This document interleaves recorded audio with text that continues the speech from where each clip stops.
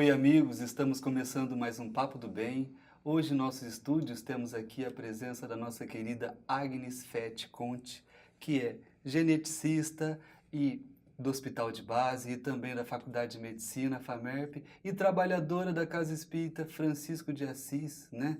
Casa maravilhosa, e há mais de 20 anos, né, Agnes? O Isso. Papo do Bem hoje é para falarmos de um assunto, um tabu. Vamos falar sobre a morte. E Agnes, começando o nosso bate-papo, como o Espiritismo compreende a morte e qual o seu significado? O Espiritismo elucida absolutamente essa questão de morte. A gente tem toda uma questão cultural, vinda de outras doutrinas, que propõe para a gente uma finitude. Então a gente tem medo, tem medo de morrer, tem medo de como morrer, justamente porque a gente não conversa talvez sobre isso e não amplifica esse nível de conhecimento acerca do que as outras doutrinas ou o que outras filosofias têm para nos trazer. O Espiritismo faz exatamente isso, ele traz esse consolo. Ele nos esclarece que a morte, enquanto entendemos essa vida, porque sabemos que temos múltiplas, diversas, quantas forem necessárias para o nosso aprendizado e para atingir a nossa perfeição, mas o Espiritismo nos esclarece que a morte é a finitude apenas dessa vida, desse período reencarnatório. Então você teve uma oportunidade de aprendizagem vinculado a algumas necessidades que trouxe de vidas pregressas e que provavelmente manterá algumas outras, que em outras vidas terá outra oportunidade. Eu costumo dizer que a morte para o Espiritismo, resumindo, você teve o seu dia de escola, você fez os seus testes necessários, adquiriu conhecimento, que bom. Não adquiriu, talvez vá ter que adquiri-los um pouquinho depois. Mas interrompe aquele dia de aula, volta para casa, que é o plano espiritual, retorna para novas lições, nova aprendizagem. No caso, para a gente, em direção à luz do Cristo. E aí, a perfeição, A obviamente. perfeição. Então é só final desse período reencarnatório. E a alma, após a morte, ela conserva a sua individualidade? Sim. Conserva? Conserva. O Espiritismo esclarece isso muito bem. Eu recomendo o Livro dos Espíritos, há uma série de perguntas a partir da 146, mais ou menos, em diante. Eles esclarecem justamente sobre isso, que nós não temos razão de temermos esse período de desligamento do espírito com o corpo físico, porque é só isso que morre, é o corpo físico. E a morte, na verdade, você faz essa transição e se apercebe enquanto indivíduo ainda, né? E nós estamos individualizados, estamos no plano espiritual agora. Claro que a doutrina, ela traz muito conhecimento, mas são conhecimentos que nós precisamos nos dispor a Trabalhamos aprender, a ele. trabalharmos, porque você vai aprender que nem sempre é igual para todo mundo, né? A gente mantém a nossa individualidade. Existem algumas doutrinas que as pessoas pensam, por exemplo, voltaremos para um todo perfeito. Elas não teriam, pelo menos a uma primeira análise, não teria muito nexo, porque se o todo é perfeito, eu não sou, porque eu particularmente, vocês são, A gente está ok, mas fora. eu particularmente não sou. Então, se nós não somos perfeitos, voltaremos para um todo perfeito. Então, qual é a compensação ou não compensação de atitudes, situações que nós mesmos promovemos para nós e para a vida dos outros? Então, nós voltamos, mantemos uma individualidade, não tem um todo para o qual voltamos. Voltamos, sim, para a pátria espiritual, para a verdadeira, entre aspas, vida, que é a vida do espírito, enquanto que a vida terrena é toda uma oportunidade de aprendizado e de aperfeiçoamento, que nós não fazemos no plano espiritual. No plano espiritual, nós, entre aspas, colhemos. Aqui também, mas lá de forma muito mais intensa, no sentido de sermos o que realmente somos, estarmos com quem realmente é semelhante conosco. O Agnes, e até nesse sentido, como que se dá o processo morte, né? É interessante para que todos, né, tirem esse medo de repente. É, a morte é algo amplo, né? Filosoficamente muito intenso. Há pessoas que, entre aspas, parece que já estão desinteressadas da vida, mesmo estando encarnadas. Outras que às vezes estão numa situação que já estão no plano espiritual e ainda se sentem muito vivas, né?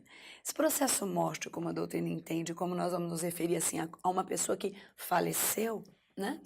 Ele é apenas o desligamento do espírito com o corpo físico. O espírito mantém o seu corpo astral, semimaterial, que é o perispírito. Então o indivíduo chega no plano espiritual, ele se identifica. Ele não vê tudo e não se vê, ele se vê. E muito provavelmente com a imagem que tinha nessa encarnação que acabou de acontecer. Então, quando ele volta para o plano espiritual, ele tem essa individualidade. Houve um rompimento, que a gente chama entre corpo físico e espírito, então houve um desligamento. Só que esse desligamento pode ocorrer de forma bem devagar, de forma um pouco mais rápida, dificilmente muito abrupta, mas pode acontecer. E há casos, infelizmente, que às vezes é muito difícil. Pessoas muito apegadas, pessoas muito desesperadas, muito vinculadas com matéria. Geralmente pessoas que a gente pode chamar de materialistas demais. Elas têm mais dificuldade. E há alguns, em algumas situações especiais, que até são colocados numa situação em que precisam presenciar, porque a matéria ela é degradada e muitas vezes eles até estão próximos da degradação do próprio corpo físico. Mas o fluido vital, que é o fluido que mantém a vida orgânica, se esvai, e esse espírito mantém sua individualidade com o perispírito, e se ele se comportou direitinho, vamos chamar assim, muito provavelmente vai estar muito bem no plano espiritual. Se morre como se vive como se morre. A separação do corpo e da alma é dolorosa? Não. Na verdade, o que é doloroso muitas vezes é o processo do desencarne em si. Se sofre muito mais, como os espíritos nos esclarecem, na vida material, né? Se sofre muito mais com uma doença, com uma separação, com situações que nos levam de perda, geralmente, que a gente entra em sofrimento, né? Nós somos seres ainda muito complexos, ainda não entendemos a dinâmica da vida, acreditamos na justiça de Deus, mas quando Ele é na casa do vizinho, na nossa casa fica tão difícil. Brigamos com o Papai do Céu toda vez que algo não sai dentro daquilo que a gente acha que a gente merece. Então a gente consola os demais dizendo, mas Deus é justo, tenha calma. Faleceu aquele indivíduo, desencarnou seu filho, seu marido, mas que difícil, né? Mas tenha calma, Deus sabe o que faz. Mas quando é conosco, as coisas mudam. Essa é a dor da incompreensão, da ignorância, da doença. Dizem os espíritos que é aí que a gente sofre. E quando encarnados, essa separação ela se faz de forma não dolorosa. E como a gente sempre brinca, e André Luiz nos orienta, né? Se o malandro soubesse o quanto que é bom, ia ser bom só de malandragem. Então, assim, no sentido, sermos bons, até isso é tão mais fácil. O desencarne se dá de forma que você dorme como se você fosse fazer um exame, uma endoscopia. Você toma alguma coisa, relaxa e acorda numa outra sala, de repente, de um exame ou de uma cirurgia, você acorda num outro contexto. E esse contexto é bom para quem é bom. Esse contexto pode ser não tão agradável, mas porque você mesmo plantou algo desagradável. Não porque o Papai do Céu, né, nosso Pai Celestial, vai te conduzir a uma situação de sofrimento, não. Às vezes nós nos impomos sofrimentos, nós somos artífices da nossa vida aqui e no plano espiritual. Então nós realmente vamos colher o que plantamos, né? Somos absolutamente livres para plantar tudo. Mas na hora de colher, plantou espinho, não vai comer morango. Entendi. Né? Então vai sofrer um pouquinho, mas mais como consequência. Em termos de desencarne, não, isso é tranquilo. Até o corpo orgânico, né? Até o corpo físico, ele tem mecanismos que abrandam a dor. Então, mesmo que você fale, mas sentiu tanta dor? Não.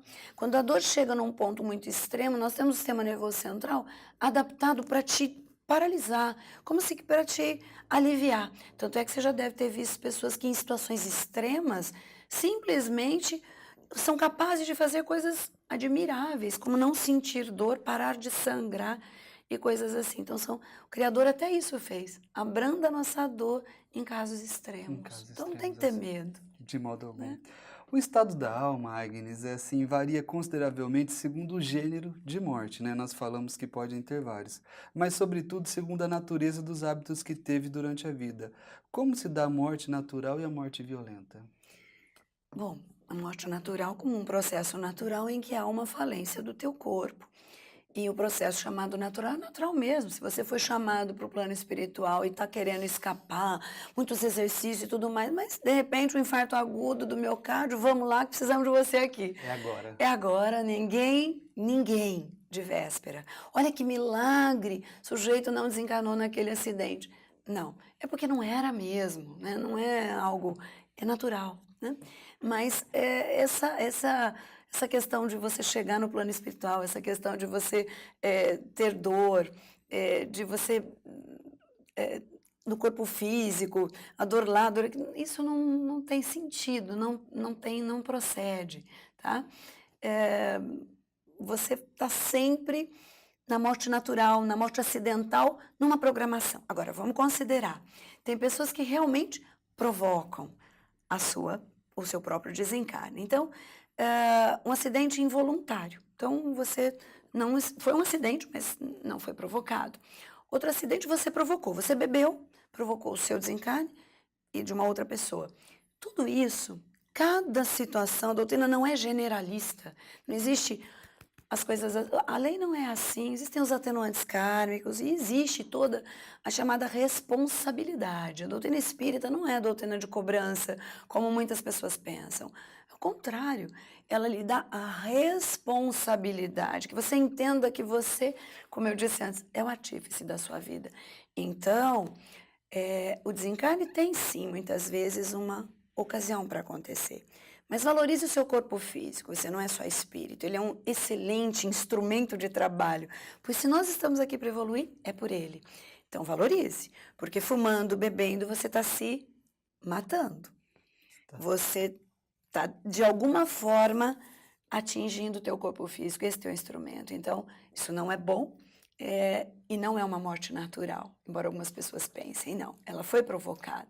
Agora, esse contexto, né? Como foi provocada, por quê, o que aconteceu, por que o indivíduo nasceu assim, por que foi motivado a fazer isso, tudo isso a espiritualidade considera.